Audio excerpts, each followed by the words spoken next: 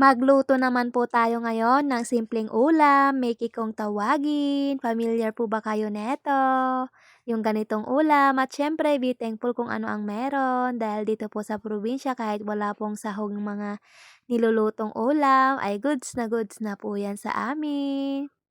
Ginisa-gisa ko nga lang po yan sa bawang at sibuyas saka ko po nilagay yung mga gulay. Siyempre para malasa na maglalagay na tayo dito ng mga pangpalasa. Saka po tayo maglagay ng konting tubig.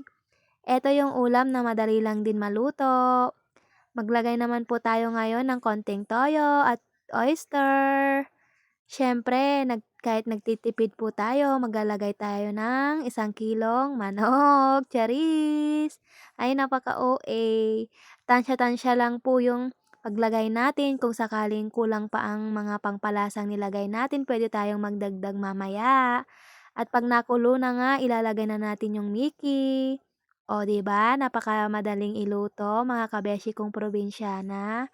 At kung kagaya kita na nagba-budget lang, gawin mo ito dahil ito din yung ulam na pasok sa mga budget natin. Nabili ko nga lang ito yung nakaset na, andun na yung mga gulay at konting Mickey. O, 'di ba? May ulam na, nakatipid pa. At pasok na pasok 'yan sa budget natin.